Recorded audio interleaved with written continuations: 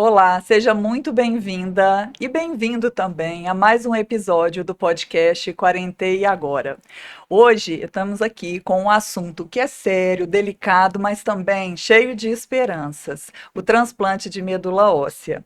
Você sabia que esse tipo de transplante pode ser a chance de cura e de muita esperança para muitas famílias, seja para adultos, seja para crianças? Então é sobre isso que a gente vai falar aqui, como as famílias e as pessoas enfrentam doenças graves, como leucemias, como os linfomas e também outras condições hematológicas. E para nos ajudar a entender tudo isso aqui, né, tem de forma clara e bem objetiva, principalmente acolhedora, eu recebo aqui duas médicas hematologistas muito incríveis e queridas que eu conheço já há algum tempo e que trabalhamos juntas. Elas atuam na rede pública e privada de Juiz de Fora e são especialistas no cuidado e no tratamento desses pacientes. Elas trabalham no Instituto de Hematologia de Juiz de Fora, da qual eu também faço parte, sou um pouco agregada ali, né? Doutora Marina Dutra e doutora Marcela Moraes, minha xará de sobrenome. Sejam muito bem-vindas ao podcast do 40 anos. Obrigada por aceitarem o Obrigada, Paula. É um convite. prazer estar aqui com você. Muito obrigada, o prazer é nosso. Espero que a gente ajude a esclarecer as dúvidas do pessoal aí hoje. Com certeza. Eu, né, além de estar muito feliz de ter vocês aqui, de ser apresentadora aqui do podcast, também sou responsável pelo Centro de Processamento Celular. Quem me acompanha no Instagram já sabe, sempre mostro os bastidores. E o Instagram também lá do Instituto sempre mostra, né, tirar as dúvidas das pessoas que seguem. Nós vamos deixar no final depois o Instagram para todo mundo seguir. Então, eu trabalho, dou suporte a esse serviço, cuidando, né, com muito carinho das células Paula é desses fundamental, pacientes. né? Que a Nós gente lá somos, né, cuida muito Maria? bem dessas células, né? Que a gente vai falar um pouquinho hoje desse processo, né, Paula? É verdade. Então, acho que todas as etapas são muito importantes, né? E para as pessoas que nos escutam aqui hoje, vamos começar realmente do básico, assim, entender, né, o que que é medula óssea, porque muita gente confunde, às vezes quando eu falo que eu trabalho também com medula, as pessoas confundem a medula óssea com a medula espinhal, né? Qual que é a Exatamente. diferença? Quem quer começar, gente? Medula óssea, assim, em termos leigos, é a fábrica das células do sangue. Ela está dentro de todos os ossos do nosso corpo e na vida adulta, principalmente nos ossos longos. Mas é ela que produz as células que a gente vê depois no exame de sangue, no hemograma.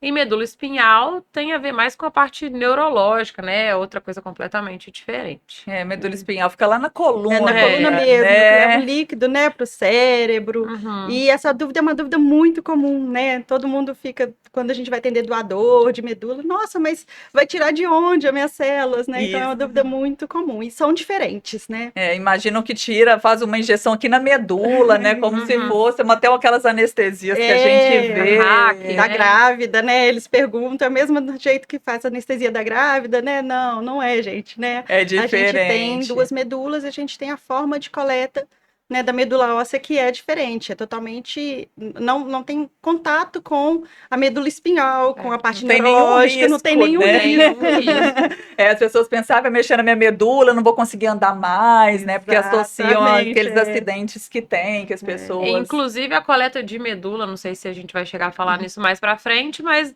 não na pode maior falar. parte das vezes nem envolve colher a própria medula óssea. A gente colhe exatamente. sangue periférico, mas se a gente vai chegar É, não, lá na frente, vamos em breve a gente falando. explica mais. É porque, assim, como, né, a gente está conversando aqui, a medula não então tá em todos os ossos, né? Como vocês Sim. explicaram, assim, mas o Isso. nosso maior osso é Onde a gente colhe exame, principalmente de isso. medula, é o osso do quadril. A Uhum. gente tem bastante medula óssea no externo também, mas nos ossos longos a gente ainda tem bastante. Então seria úmero, fêmur, mas local que a gente faz coleta, principalmente para exame diagnóstico e às vezes para coleta de células para transplante, aí é quadril. É no quadril, né? Que hoje a maioria dos pacientes hoje nem doam mais pela coleta do quadril, né? Aquilo É, que você começou a falar. Hoje é assim, é no sangue periférico mesmo, um acesso periférico e colhe como se fosse, acho que fazer uma Como hemodiálise, se eu tô fosse errada, uma não sei se são hemodiálise. médicas. não, é parecido com isso mesmo. É É, parecido com a né? hemodiálise, tem uma máquina própria, né? Que é muito parecida com a da hemodiálise. O procedimento está cada vez mais simples, né?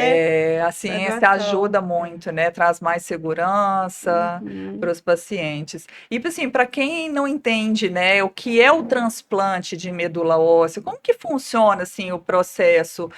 Desde o paciente, assim, quando o paciente chega para você, vocês fazem algum exame? O que define que ele Sim. vai para o transplante ou não A vai para o gente tem dois transplante? tipos de transplante, né? A gente tem o transplante autólogo, que é do paciente para ele mesmo, e o transplante halogênico, que é quando a gente usa uma outra pessoa como doador, né? Que pode ser algum parente próximo, geralmente, ou até o do banco de medula, né? Nacional e até internacional. E a gente tem o processo de chamar esse paciente ou esse doador, fazer todos os exames, né? A gente faz os exames para avaliar risco do paciente, risco do doador. Então, a gente tem todo esse cuidado com o paciente e com o doador também no processo do transplante, né? E para algumas doenças, o próprio paciente pode ser o doador, né? É, Assim, é uma dúvida muito comum. Falando, não, mas todas as pessoas acham que só uma outra pessoa pode doar medula É, no caso de uma doença hematológica, mas a própria pessoa, em algumas sim. sim, doenças. E é o que a gente mais faz, né? O mais comum é o transplante autólogo. Vai depender da doença e do doente, mas principalmente linfomas e mieloma são as principais indicações hematológicas para transplante autólogo, né? Quando é do paciente para ele mesmo, sem precisar de doador, mas também não é qualquer tipo de linfoma e qualquer paciente com mieloma que vai precisar do transplante, aí vai depender da indicação de cada paciente. Mas sendo o paciente o próprio doador para ele mesmo, o transplante funciona como se fosse uma quimioterapia em altas doses, que a gente fala. Mas ele tem a indicação do transplante, ele faz primeiro um tratamento, entra em remissão, é encaminhado para fazer o transplante. Nesse processo é feita uma avaliação se ele tem condição física e laboratorial, né? Porque pode ter outras comorbidades, pode ter alguns outros impeditivos.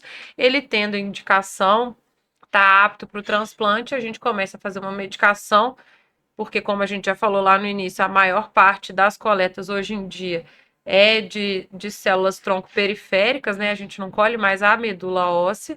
Então, a gente vai dar uma medicação para mobilizar essas células da medula para a periferia, e aí a gente implanta um catéter nesse paciente para colher essas células, geralmente numa veia do pescoço, liga nessa máquina de aférese, que parece uma máquina de hemodiálise, o sangue é retirado do paciente, dá para separar só as células tronco, devolve o resto do sangue para o paciente e a gente coloca essas células numa bolsinha, que é aí a Paula a sua congela. parte do processo, né? O Faz a congelamento. criopreservação dessas células para É. manter, né, a estabilidade dessas células até fazer a quimioterapia, né, pré-transplante, e o paciente está pronto para receber essas células. Eu sempre faço, sempre quando me perguntam, eu falo, eu não tenho conhecimento clínico e médico como as médicas têm, mas eu sempre explico isso, assim, primeiro, falo assim, mas como? Colhe do próprio paciente para devolver para o próprio paciente, mas aí as células malignas, né, a célula doente não está voltando, e aí eu sempre explico, assim, não, primeiro faz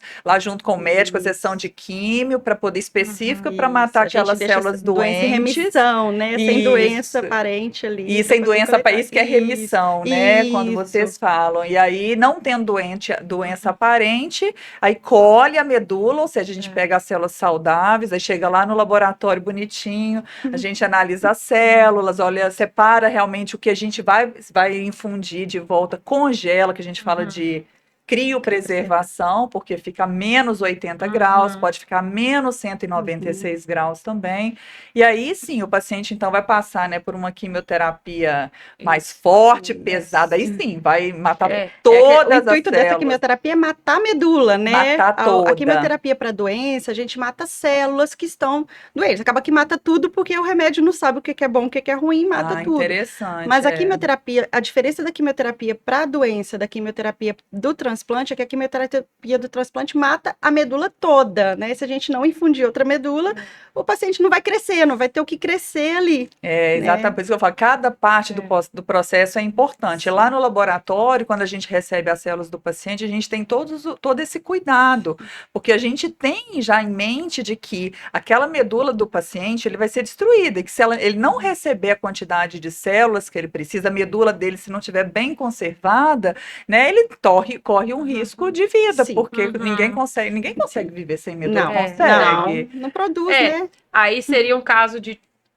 levar a uma aplasia de medula, ou seja, a ausência de células na medula, que é uma das indicações de transplante, no caso halogênico, desse que precisa de doador. Sim. Então, se acontecer isso, ele não tiver célula, vai ter que buscar um doador, né, que seja Alogênico, parente isso. ou não.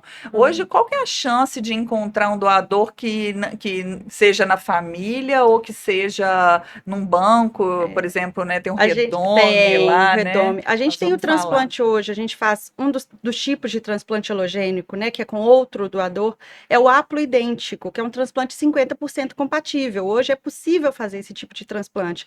Então, facilitou achar doadores na família, geralmente um pai, uma mãe, irmãos, né? A chance de compatibilidade de ser só 50% compatível, então aumentou mesmo a chance de achar doador na família. Então, a gente tem essa possibilidade, a gente tem o 100%, que é o ideal, né?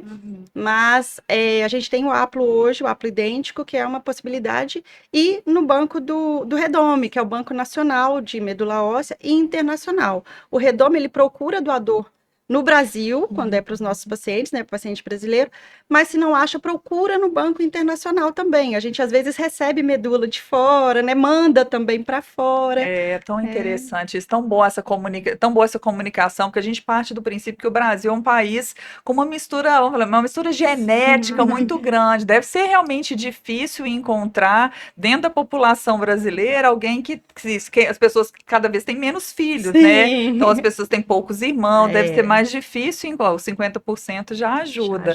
Mas poder ter esse contato em outros países com outras etnias, né? Aumenta muito a chance do paciente.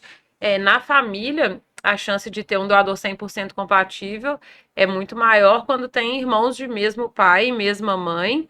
Então, como você falou, hoje que as famílias são menores, tem sido cada vez mais difícil, e se tiver só meio irmão, mais difícil ainda, porque só vai ter material genético de um dos pais, então a chance de ser 100% compatível é a mesma chance de alguém do outro lado do mundo, né? Como se fosse de uma pessoa não parente.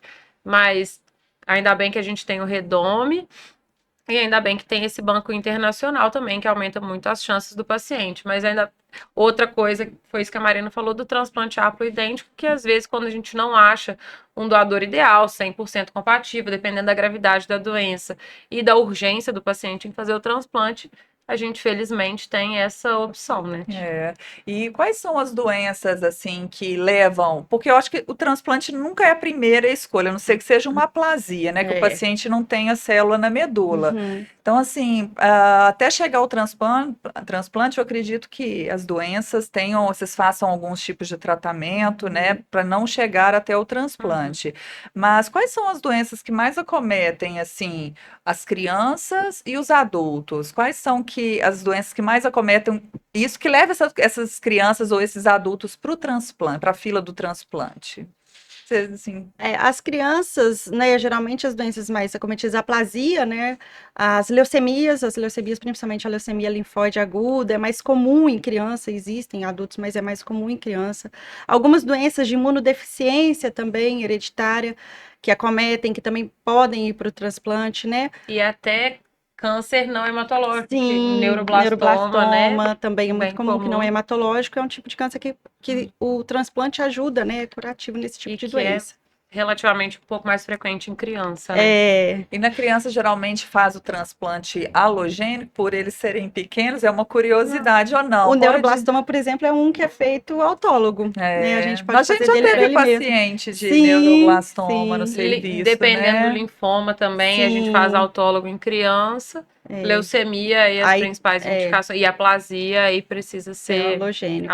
E nos adultos, né, as doenças que mais acometem, as leucemias leucemias mieloides agudas, que é um outro subtipo de leucemia mais comum em adulto, né? O mieloma múltiplo é uma doença que é mais comum em adulto, até mais comum em idoso. Isso é importante porque desde 2020 mudou a legislação, né? A gente já faz transplante, antes a gente fazia até os 70 anos. Eu lembro Agora disso. a gente mudou em 2020, faz até os 75, né? A Que população está bom, envelhecendo bem, né? Então a gente gente. conseguiu aumentar nessa idade. Então, porque as doenças são de idosos, mas acometem mais idosos. Então, tem essa mais possibilidade de tratamento para essas doenças, né? E esses pacientes, assim, porque a gente sabe que é genético, né? Essas doenças são de fundo genético. A condição de saúde desses pacientes, né? A questão física mesmo, de saúde deles, impacta aí no sucesso desse tratamento. Ter um estilo de vida saudável pode não evitar, mas melhora o tratamento, Com facilita certeza. isso para vocês. E para o paciente também, né? Principalmente. Impacta muito. Quanto mais comorbidades, mais difícil é, e dependendo do problema de saúde que o paciente tem, às vezes é até um impeditivo de fazer o transplante. E quando não é, às vezes dificulta o processo, assim, tem mais complicações durante o processo. Pode ter complicação cardiovascular, pulmonar, infecciosa. Então, quando o paciente não tem doença ou poucas doenças, doenças bem controladas, se exercita, se alimenta bem, o desfecho é com certeza muito melhor. E quando é a situação em que o paciente chega, já fez todos os tratamentos e vocês falam assim, não tem jeito, né? Realmente o transplante mas o paciente não pode fazer. Que risco que ele tem? Assim, quando o risco dele partir, né, ou de perder a vida é maior do que de fazer o transplante? E quais são as chances de pega dessa medula, o sucesso do tratamento desse transplante de medula para esses pacientes? Qual que é a chance de sucesso, assim? Que vocês veem, sucesso que eu falo em qualidade de vida, porque algumas doenças, eu acredito, assim, a cura para algumas doenças, mas a grande maioria é para dar qualidade de vida e expectativa de vida para esse paciente. Por exemplo, o mieloma é uma doença que o transplante ele não é curativo, né? Ele já é usado como consolidação do tratamento da quimioterapia. A gente faz a quimioterapia, já pensa no transplante como opção mesmo para consolidar, para deixar em remissão e justamente dar uma qualidade de vida por um tempo maior para esse paciente. E acontece, às vezes, dele ter que fazer outros transplantes. Quem tem mieloma múltiplo pode acontecer de fazer outros transplantes. Tem possibilidade de fazer a vida. tem 2 transplantes, né? E tem esse risco, porque como não é curativo, né, da doença voltar. Mas a intenção é que não volte, é que ele viva bem, com qualidade de vida por um tempo, né? Muitos anos ainda. Algumas doenças o transplante é curativo, né? A gente faz o transplante com o intuito de curar. Mas a gente só fala em cura, né? Depois de 5 anos, porque ainda tem risco da doença voltar. Né? Até depois tem risco, mas o risco até os 5 anos é um pouco maior. Então, a gente tem que fazer... A gente fala que a gente casa com o paciente, né? O acompanhamento é para sempre desses pacientes. Então, a gente tem que fazer um acompanhamento muito cuidadoso, né? Então, mas muitas doenças é com intuito curativo mesmo. Ai, que bom, gente. Aplasia, por exemplo, e leucemias, o transplante é com o intuito de cura. Para outras como mieloma, alguns linfomas indolentes também é mais para controle de doença. E independente de ser curativo ou não, dependendo da biologia da doença, de ser uma doença muito agressiva, às vezes volta, infelizmente. E aí a gente pode fazer outro halogênico, ou já fez um autólogo, faz um halogênico depois. E a medicina está evoluindo muito, né? Está tendo novos medicamentos, né? Em hematologia é difícil a gente definir que é o fim da linha para o paciente, né? A gente acaba sempre descobrindo mais uma terapia que é possível o paciente fazer para a gente tentar melhorar a qualidade de vida a ciência e a expectativa de vida. A nosso favor, né? Porque a gente fala, nós somos médicos, vocês são médicos, eu sou bióloga, a gente trabalha na área de saúde, mas somos pessoas, né? Sim. Uma curiosidade, assim, que me perguntam e eu quero perguntar para vocês, né? Quando é um transplante halogênico, né? Ou seja, é de uma outra pessoa. O homem pode doar para a mulher pode doar para o homem. O que acontece nesses casos? Pode doar, só que aí vai mudar o cariótipo da pessoa. Se uma mulher que em teoria tem o cariótipo 46XX, receber medula de um homem, depois que essa medula pegar, ela vai virar 46XY, que é o fenótipo de um homem. Apesar de, assim, só o material genético ser... Não vai nascer Não barba. vai nascer barba, não vai ficar com a voz Voz grossa, grossa, não vai disso. ralhar cabelo por conta disso, assim. Obviamente que durante o processo o cabelo cai, mas no longo prazo não vai acontecer nada disso. E no homem também a mesma coisa, vai virar 46XX. Até Né? o tipo sanguíneo muda, né? Não Pois precisa, é, isso é tão porque a interessante. compatibilidade do transplante não precisa ser do tipo sanguíneo, né? É uma compatibilidade muito específica, né? Do HLA, que é o antígeno leucocitário humano. Então, o tipo sanguíneo pode ser diferente, e aí o paciente fica com o tipo sanguíneo do doador, né? Então, assim, se eu Muda. nasci A negativo e eu recebi uma medula óssea de um paciente O positivo, eu vou ficar, meu O sangue vai ser positivo. O positivo. Sim. E esses pacientes, depois de um tratamento, depois passam 5 anos, não, eles podem ser doadores de medula óssea? Vamos falar de doação um pouquinho. Vamos. Né? Não podem, nenhum tipo de câncer, né? Os critérios para doação de medula óssea são basicamente os mesmos da doação de sangue, né? Usam os mesmos critérios. Claro que na medula óssea a gente acaba que a gente tem uma avaliação mais delicada, porque é uma doença muito, né? Muitas vezes muito agressiva, então alguma coisinha que a gente não deixa passar na doação de sangue, a gente poderia avaliar na doação de medula. Mas câncer, algumas doenças autoimunes, tudo isso é impeditivo para ser doador de medula. E quais são os critérios? Uma das coisas que me perguntam muito no Instagram, porque eu sempre falo de transplante, falam, mas eu já passei dos 40, dos 45.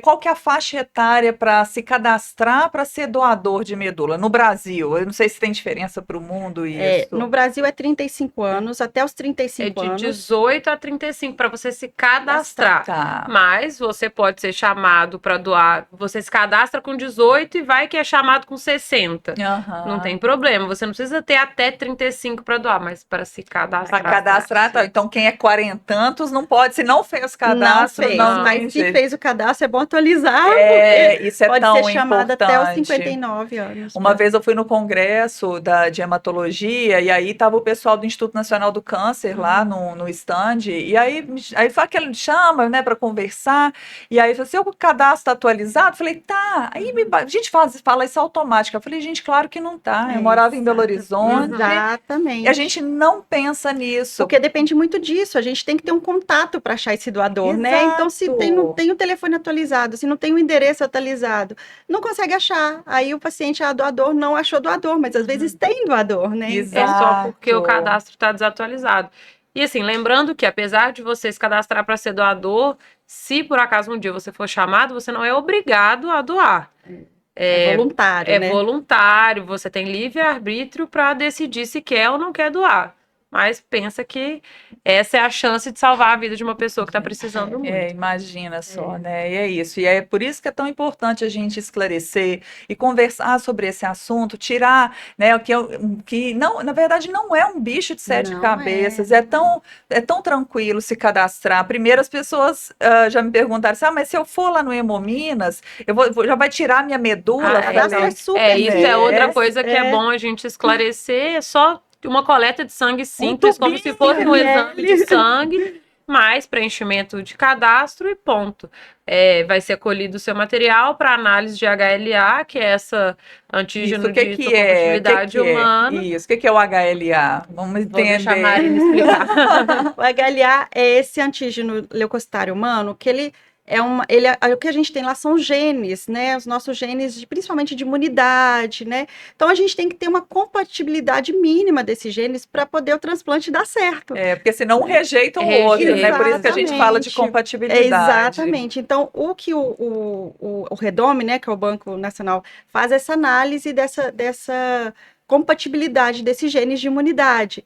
E aí, sendo compatível, vão chamar o doador para poder, né? Entendi. Então a pessoa vai lá no Hemominas, né, na agência mais próxima, porque toda cidade ou próxima dos grandes centros sempre tem, aqui em Minas Gerais é Hemominas, né? Cada estado tem o seu. Então a pessoa vai lá, tendo de 18 a 35 anos, fala, eu quero ser doador. Vai passar por uma avaliação médica, né?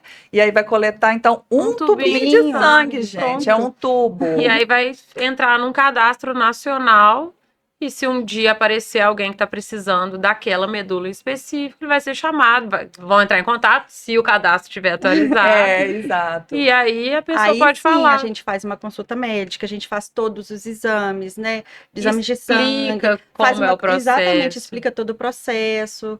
E aí o doador vai escolher, quero doar, né? Não quero doar. Então, assim, para fazer o cadastro é super simples, né? Não é nada, nem um bicho de não. 7 cabeças, não, né? Não. E é isso.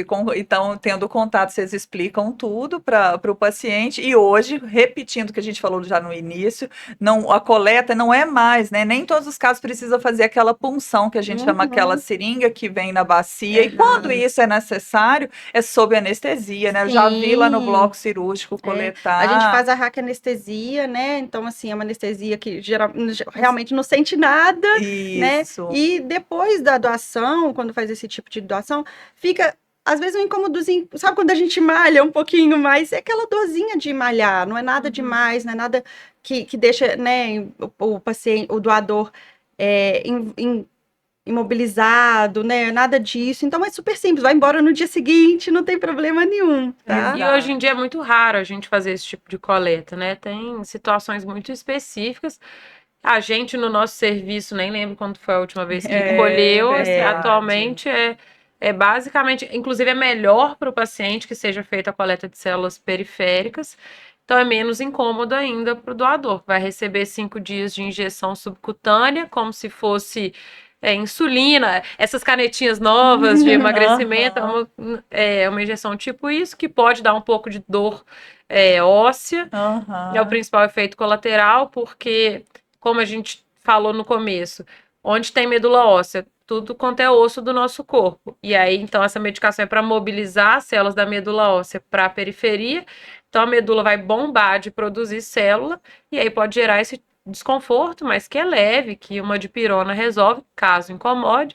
E aí, no 5º dia, se tiver célula suficiente, né, a gente colhe material, vai para a citometria. Vai lá para a gente fazer a análise no laboratório. Para ver se tem célula-tronco suficiente. Tendo célula-tronco suficiente, aí passa esse catéter no pescoço e aí é como o transplante autólogo, né? A coleta do transplante autólogo que eu já tinha falado lá no começo.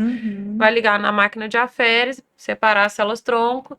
Vai para aí no caso de doador de redome não vai para você congelar as células, né? Não, mas só a citometria. Mas ela faz a citometria, exatamente. Toda vez que colhe, então, as células do paciente, eu que estou lá no laboratório, né? Para quem está nos ouvindo aí, quer conhecer um pouco mais. Então, no momento depois que sente esse incômodo ósseo, porque as células estão saindo lá de dentro do osso, como a doutora Marcela explicou, indo para o sangue, para as nossas veias. Então, colhe ali um tubinho e manda para o laboratório.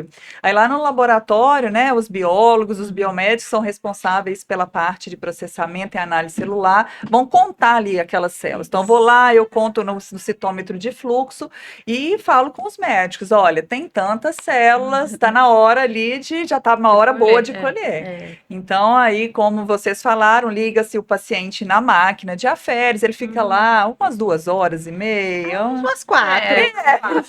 Boazinha, né? Mas fica deitado, confortável. Isso que eu ia falar agora. Importante né? ressaltar que o doador, nesse caso, está consciente, geralmente está assistindo uma televisão, Netflix, pode ler um livro, está sempre acompanhado, então não está sedado, não vai para centro cirúrgico, é indolor. Indolor, exatamente. É um procedimento super tranquilo. Vai embora no dia seguinte também. né? Olha que bom, né? Muito nada, tranquilo. nenhuma parte do processo envolve cirurgia. O implante de catéter é feito no leito por um cirurgião vascular. No nosso serviço é assim, né? Não sei como funciona nos outros serviços, mas o implante de catéter lá é no quarto do paciente, com ele acordado, um cirurgião vascular experiente passa o catéter e ele fica acordado o tempo todo, e na hora de retirar o catéter também não envolve cirurgia, é bem tranquilo e indolor. E aí, depois da coleta, as células vão lá para o laboratório, a gente faz uma análise para ver se a quantidade que foi coletada naquela bolsa é uma bolsa de sangue igual esses de doação. né, para quem nunca viu, e aí a gente faz uma análise, conta se aquela célula é suficiente para quem vai receber, seja o próprio doador, quando for autólogo, ou se o outro receptor, se for uma outra pessoa, vai receber. Então, faz todo um cálculo de células por quilo, e aí vem a decisão médica, né? Assim, é a hora de fazer o transplante agora? Se for a hora, a gente deixa na geladeira, né? Até 48 horas depois, essas células são infundidas, então fica lá no banco, como se fosse um banco de sangue. Mas caso o paciente precise de uma outra coleta, ou o paciente precise passar por um outro processo, ou a célula não foi suficiente, vai precisar de coletar mais, enfim, a gente precisa congelar, criopreservar essas células. E não é simplesmente botá-la no congelador, viu, gente? Não é uma carne que a gente congela e tal, porque se congelar sem proteger essas células, como está em baixíssima temperatura, essas células todas morrem, a gente perde essas células. Então, o papel do biólogo, do biomédico no laboratório é fazer uma solução, que a gente chama de solução crioprotetora, e misturar nessa célula, deixar essa célula numa concentração adequada. Eu falo assim sempre, né, numa bolsinha quentinha, gostosinha, antes de ir para o gelo. Então, a gente sempre prepara uma solução com algumas substâncias, a gente fala DMSO, o plasma, enfim. E a gente, então, com essa bolsa, a gente leva para criopreservação. Se for a freezer menos 80, faz a congelamento direto no freezer menos 80. Se for para nitrogênio líquido, tem uma concentração diferente de reagentes, mas aí vai para menos 196 graus. E aí vai depender muito da escolha do serviço, do tempo que vai ser infundido. Tantas coisas estão envolvidas, são detalhes técnicos que eu acho que não vem ao caso, mas é assim que se cuida das células no laboratório. E aí a equipe médica entra em contato com o laboratório e fala, olha, o transplante, o paciente está pronto para receber, né? Ou seja, mataram ali todas aquelas células da medula, destruíram a medula e agora vai receber aquelas células boas que estão ali congeladas. Que é um processo simples também. O transplante, muitas pessoas acham que o processo do transplante é uma cirurgia, vai para bloco cirúrgico também. Que coloca dentro do osso. Né? E não é, gente, muito não simples. É muito simples. É no quarto também, por um catéter que o paciente acaba que a gente coloca um catéter também no paciente, porque recebe muita medicação, transfusões, né? Então tem que ter uma veia calibrosa que aguente isso tudo.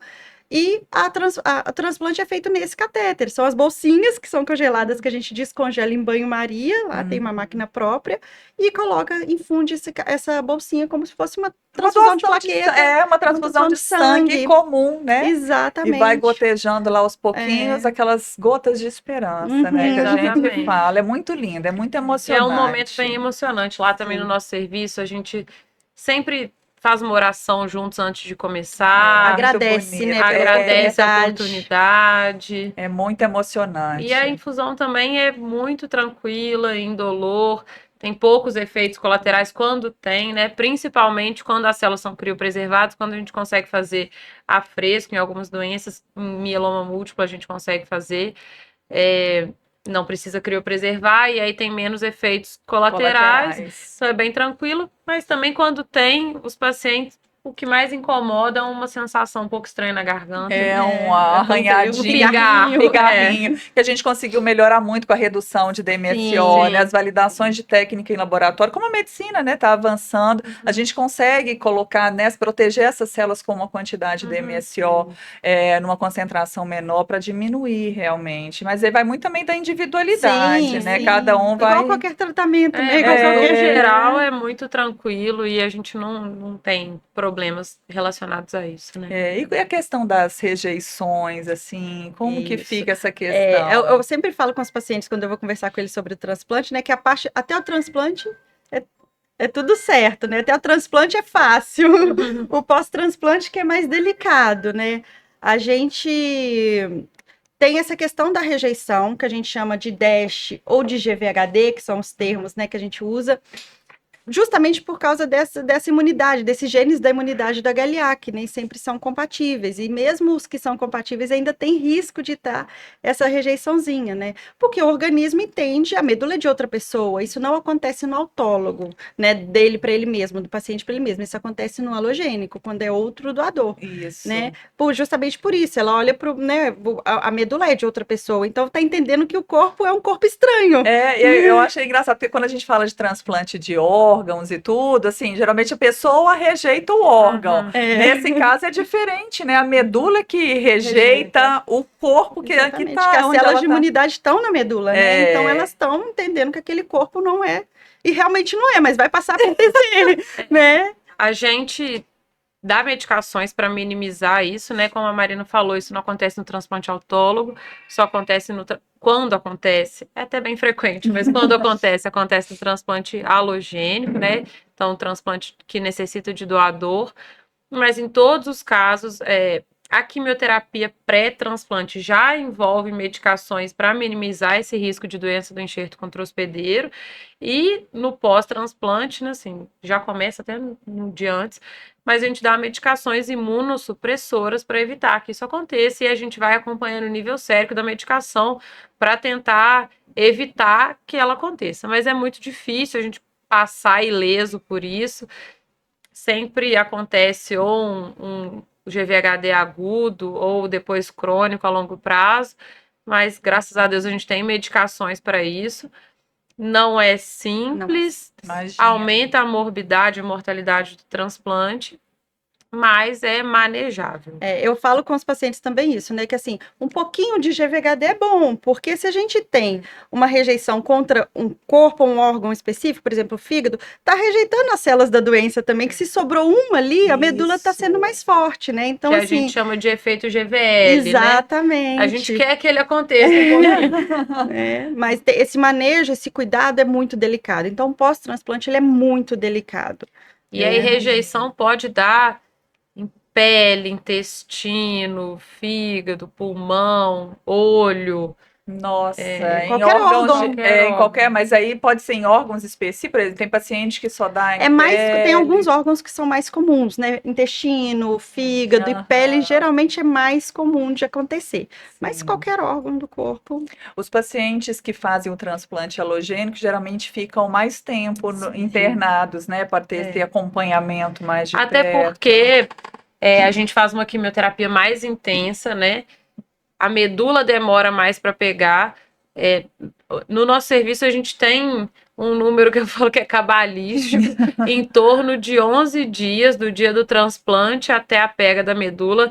Eles pegam bem em torno disso para transplante autólogo, lógico que com variações para mais e para menos, mas em torno de 11 dias, né? Então, o paciente interna, recebe a quimioterapia, a partir do dia da infusão das células, a gente conta como se fosse o D0, por volta do dia 11 pega, se ele não tem nenhuma intercorrência, 2 dias depois ele vai embora. Então, é uma internação que vai aí umas 3 semanas, mais ou menos, pensando no pré-transplante e a pega. Agora, o transplante halogênico já é mais longo. Primeiro que a quimioterapia pré costuma ser mais longa. E aí, a gente zera essa medula de vez mesmo para receber a medula nova. E aí, são mais dias para pegar. E depois que pega, também é um pouquinho mais complicado, assim. O paciente passa por mais intercorrências durante o processo do transplante até a pega. E aí essa internação dele, se corre tudo bem, é de 30 dias a 40 dias. Mas é muito frequente reinternação, tanto para tratamento de doença do enxerto contra-hospedeiro, quanto reativação de um vírus que é extremamente comum, que é o citomegalovírus. Aí o paciente vai e volta no hospital. Então é um acompanhamento constante, né? E vocês têm alguma lembrança, assim, que marcou a carreira de vocês como hematologista nessa área de transplante? Algum caso específico que vocês queiram compartilhar? Eu acho que esses momentos sempre tem um momento que marca a gente, né? Nossa profissão. Eu tenho, infelizmente, assim, o desfecho não foi feliz, mas quando eu estava grávida do meu primeiro filho, eu diagnostiquei leucemia numa menina muito nova, de 24 anos, que estava grávida do primeiro filho dela também. Aí a gente teve que interromper a gestação, mas o bebê já estava pronto para nascer, nasceu super bem, super saudável, e a gente começou ali, ela ganhou o neném, a gente deixou até mais tempo, né? Porque a mãe que ganha um bebê saudável, vai embora depois de uma cesariana, ela fica no máximo umas 48, 72 horas internada. para ela aproveitar o filho. A gente deixou ela uns dias a mais internada ali na maternidade. E aí, com 5 dias, já começamos a quimioterapia dela. E aí ela foi muito bem, entrou em remissão, só que era uma doença muito grave que precisava de transplante. E ela, inclusive, foi um caso que não tinha doador 100% compatível na família e veio uma medula de fora. Eu acho que veio da Europa a medula dela. Então, foi do Banco Internacional, ela transplantou, pegou a medula, teve alta, mas em uma dessas complicações de doença do enxerto contra o hospedeiro, a gente acabou perdendo essa paciente. E aí me marcou desde o começo, porque a gente estava grávida juntas quando eu diagnostiquei e a gente ficou muito próxima. E infelizmente foi uma perda de uma paciente tão especial e tão jovem, né? Ela tinha 25 anos. Nossa, realmente. Ela marcou todo mundo, E uma família né? muito Super querida. Nossa. E o filho dela, a gente também humanizou o processo, né? Porque como é que uma mãe que esperou tanto o primeiro filho é diagnosticada com uma doença e a gente tem que afastar assim completamente. Então, a gente, enquanto ela estava bem e ela se sentia confortável para recebê-lo, a gente deixava ela receber visita do filho, que não é comum, né? Receber visita de criança. Mas ela foi uma que marcou toda a equipe, com certeza. Não, você imagina, ainda mais nós, mulheres, né? Sim, A gente sabe que os médicos também têm toda essa ligação, mas quando uma mulher, né, tratando de outra mulher, grávida, isso realmente deve mexer. Mexe, né? Com vocês, então, estando tete a tete. Eu falo, eu quase não tenho contato com os pacientes. Antes eu tinha mais quando eu ia para o leito descongelar as medulas, e eu me emocionava muito, até nas orações de família. E eu falo, meu Deus, como que essa equipe é forte, esses médicos são fortes, não só na área de hematologia, mas quem lida com a parte de oncologia, vocês são abençoados. Eu falo que a gente não vai acostumar nunca, né? Isso, e não tem que acostumar, né, com essas situações. Mas que assim, a gente sente uma empatia muito grande por eles que estão ali, né? A gente sabe que é uma situação muito difícil, então a gente tenta humanizar o processo o máximo possível para eles, que cada um tem sua peculiaridade, cada um tem, né, o seu processo, está passando por uma situação de vida, né? Sim, então... e cada um deles que passa por ali marca a gente, né? É que tem um ou outro que é muito específico, tipo essa que a gente estava grávida juntas, né? Então foi, acho que a que mais me marcou recentemente. Ah, assim. muito especial, gente. Que conversa transformadora, assim, tenho certeza, né? Para mim que estou aqui com vocês mesmo trabalhando, aprendi tantas coisas aqui. É um tema tão importante a se falar. Acho que o grande boom de fala sobre a doença oncohematológica foi numa novela que apareceu, a Carolina Dickmann, há tantos anos atrás. Acho que foi a primeira vez que foi tocado mesmo, aquela cena dela raspando a cabeça. A nossa geração lembra muito bem disso, e que a gente possa continuar falando, trazendo esse tema tão importante, que é tão, assim, é comum na nossa sociedade. Cada vez, infelizmente, as doenças oncológicas estão aparecendo cada vez mais. A gente está envelhecendo também, né? Mas é transformador. Se foi transformador para mim, tenho certeza que para todas as ouvintes. Hoje mesmo foi super especial. Teve uma paciente que pegou medula hoje e ela e o marido ficaram tão emocionados, assim, gente, só com a notícia. Eles foram só gratidão por todo o processo. Então, assim, cada um que passa marca a gente de alguma forma. Ai, parabéns pelo trabalho de vocês. Obrigada por vocês aceitarem o convite, tá aqui. A gente que agradece, né? É o tema que a gente gosta muito, né? Obrigada pelo convite e por fazer parte do processo junto com a gente. Um pouco mais nos bastidores, mas faz parte dele tanto quanto nós. Se não tivesse a sua parte do trabalho, nada do que a gente faz seria possível. Muito obrigada, gente. Foi muito bom. Transplante de medula óssea ainda é desconhecido, né, gente? Para muita gente, mas pode fazer a diferença entre a vida, né, e a morte. A gente precisa ser realista. Então, como a gente disse aqui, vamos deixar o cadastro quem tiver 18 a 35 anos, se não, fale para os seus filhos, para os seus colegas, seus amigos, se cadastre, mantenha o cadastro atualizado, faça a diferença. Quando a gente doa sangue, a gente sente tão bem por estar ajudando, né, 2 ou 3 pessoas. Imagina uma medula óssea que quando chega nesse momento, pode ser a última oportunidade. Salva a vida mesmo. Salva a vida mesmo, e mesmo. Então, muito obrigada por vocês estarem aqui. E fica então o nosso convite para vocês se cadastrarem, para poder ser doador voluntário no Redome. Procure, né, o centro o Hemocentro mais próximo da sua residência. É simples, é gratuito, a gente ajuda tanta gente. Eu agradeço imensamente vocês, ao time de saúde que dedica vida, carinho, cuidado, né, claro, para todas as pessoas que vocês cuidam, e acabaram de também trazer tantas informações para as pessoas que vocês nem conhecem. Eu acho que isso também é um ato de amor, né? Muito obrigada. Compartilhe esse episódio. Vou deixar aqui embaixo o Instagram, né, lá do Instituto, muito importante, das meninas também, para vocês conhecerem. Sem dúvida, algum momento que você precisar, alguém precisar, vocês vão ser muito bem acolhidos. Eu posso garantir, porque eu faço parte, eu conheço de perto esse trabalho. Obrigada, até o próximo episódio. Obrigada, gente. Obrigada, Paula.